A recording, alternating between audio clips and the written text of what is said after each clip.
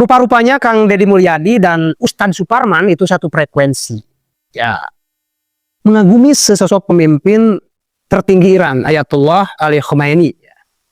Saya juga mengagumi sebetulnya. Saya tidak memperdulikan dia Syiah atau apa gitu. Karena dia itu, ya sama. Bahkan dia itu turunan Nabi Muhammad. Luar biasa. Bagaimana tidak kagum? Selama ini, negara-negara Islam nggak ada yang dikagumi oleh Amerika atau oleh negara superpower. Ya, nggak ada. Minimal ada sedikit pertimbangan lah gitu. Ya cuma Iran. Iran dipertimbangkan oleh Amerika, oleh Rusia, oleh Cina. Kenapa? Karena satu-satunya orang negara Islam yang memang punya teknologi tinggi. Ya. Kalau Indonesia tidak sama sekali. Ya. Presiden kita sudah cerdas dari awal. Pertama Presiden Soekarno, kemudian Soeharto, B.J. Habibie, Gus Dur, Megawati, Susilo Bambang Yudhoyono, Pak Jokowi, Bapak Prabowo. Bukannya beliau-beliau itu takut sama asing ya. Tetapi tahu diri. Makanya dengan tahu diri ini, founding father kita ya itu tidak memilih blok barat ataupun blok timur, alias kita itu negara non blok ya. Bukannya takut, tapi tahu diri itu. Ya seperti apa yang dikatakan oleh Ali Ayatullah Khomeini, pemimpin tertinggi Iran. Dia mengutip surah As-Saff ayat ke-13, wa ukhra tuhibbunaha nasrum minallahi wa fathun qarib wa basyiril mu'minin. Kemudian ada hadiah dari Allah Subhanahu wa taala, apa? Nasrum minallah, yakni pertolongan dari Allah, wa fathun qarib, dan kemenangan yang dekat, wa basyiril mu'minin, dan berikanlah kabar gembira untuk orang-orang yang beriman. Itulah ayat yang dibaca Ali Ayatullah Khomeini. Ya karena begini, mengapa kita katakan nasrun minallah, pertolongan dari Allah? Ya kita kalah, teknologi senjata kita kalah. Israel itu punya pesawat F-35, pesawat siluman itu yang gak terdeteksi, dan banyak sekali bikinan Amerika itu. Makanya dia bisa ngengkeng. Sedangkan pesawat tempurnya Iran, pesawat kuno semua. Masih mending Iran punya teknologi. Nah Palestina cuman ngandelin bedil doang sama rudal-rudal kuno itu. Apalagi Palestina. Makanya ini yang disebut dengan nasrun minallah, pertolongan dari Allah. Nah, ya buat kita orang kecil di sini, apa hikmah yang bisa kita ambil? Berarti kita ini harus pinter menguasai teknologi, terutama teknologi persenjataan. Mengapa Amerika bisa menjajah dunia sampai hari ini? Karena dia punya teknologi, menguasai teknologi. Mengapa Amerika nggak berani nyerang Rusia? Karena Rusia punya teknologi persenjataan canggih. Mengapa Amerika tidak berani nyerang Cina? Karena Cina punya teknologi persenjataan canggih. Nah kita orang Islam sedunia ini senjatanya jauh kalah canggih. Sejak zaman Belanda pakai bedil, kita pakai bambu runcing. Ya habis dong kita. Ingat gak peristiwa tanggal 10 November, Hari Pahlawan itu?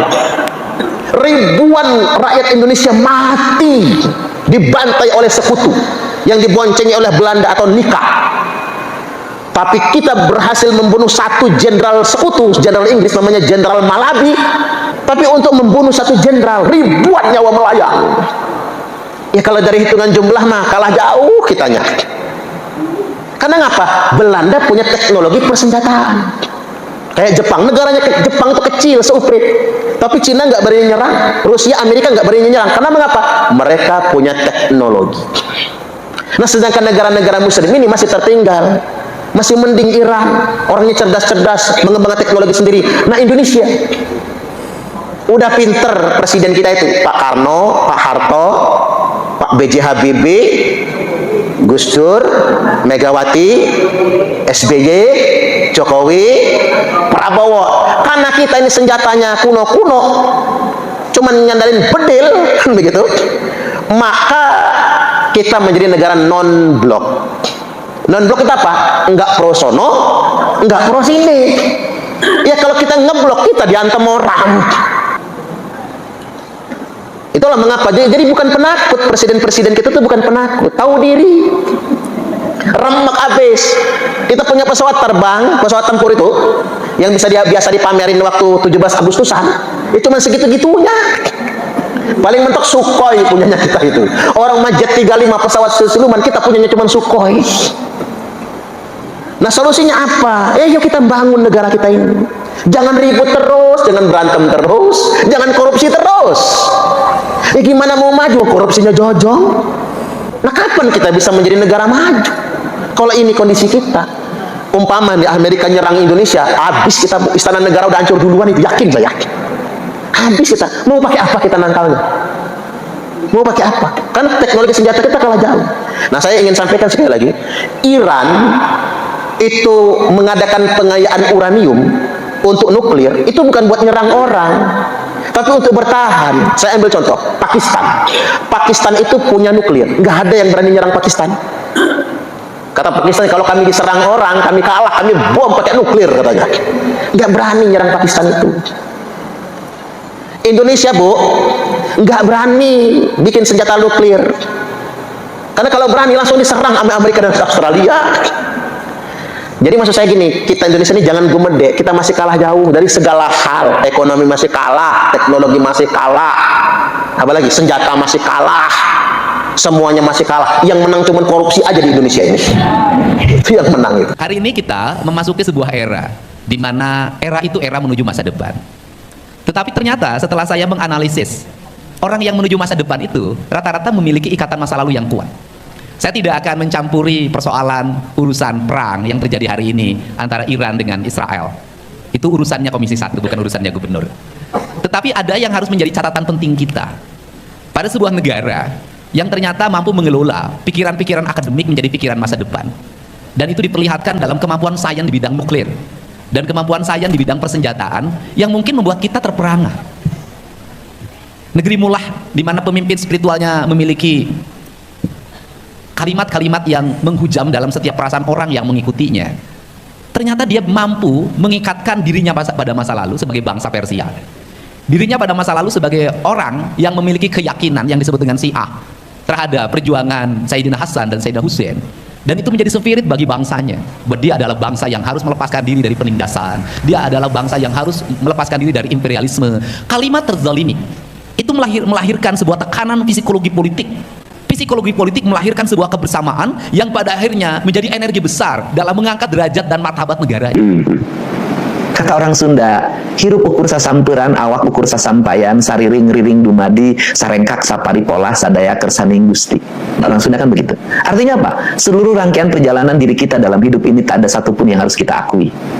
Baik buruknya hidup kita, semua adalah garis kehidupan yang harus kita jalani. Dan semuanya Allah yang menentukan. Jadi Anda melihat relasi keislaman dan kesundaan itu bagaimana? Islam dan kesundaan itu begini. Islam kan nilai universal. Iya. Sedangkan Sunda adalah nilai teritorial. Nilai universal dan nilai teritorial kemudian menyatu. Maka kata orang Sunda, Islam dan Sunda itu seperti dengan panon jeung awasna, ceuli jeung danguna, irung jeung angsena, letah jeung ucapna, hate jeung ikhlasna. Apa itu artinya? Islam dengan Sunda itu seperti mata dengan penglihatannya, telinga dengan pendengarannya, hidung dengan penghisapannya, lidah dengan pengucapannya, dan hati dengan keikhlasannya. Sundanya hati, ikhlasnya Islam. Kan itu kan satu kesatuan. Ya, ya. Nah, kalau itu satu kesatuan, ngapain kita mempertentangkan dan dipertentangkan? Simbolisme itu sangat dipengaruhi oleh aspek-aspek yang bersifat wilayah. Ya. Simbolisme agama sangat dipengaruhi oleh tanah, air, udara, matahari. Misalnya begini, kalau orang Arab pakai gamis, karena memang di sana gurun, Ya. pasir. Profesinya mungkin hari ini kan banyak kan gedung bertingkat di sana. Ya.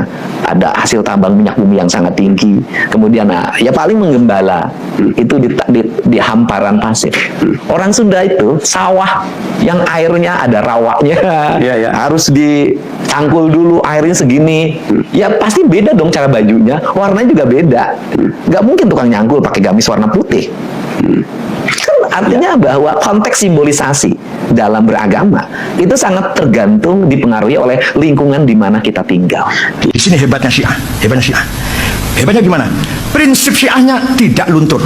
Tetap percaya pada wasiyah, ismatul a'immah, raj'ah, mahdiyah, taqiyah, tapi intelektual dibangun karena kemasukan Mu'tazilah.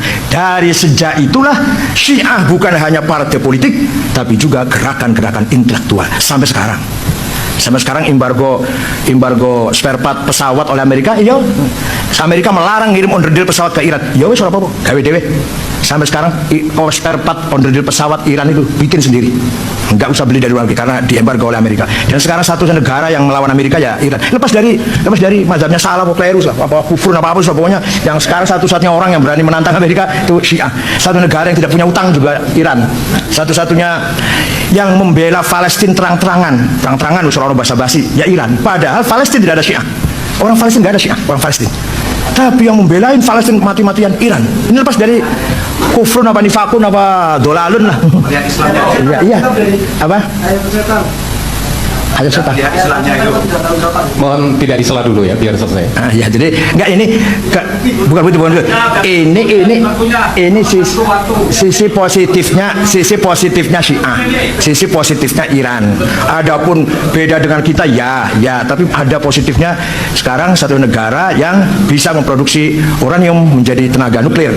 Nah, kalau kita Terima kasih sudah menonton. Jangan lupa like, subscribe, dan tekan tombol lonceng. Bye bye.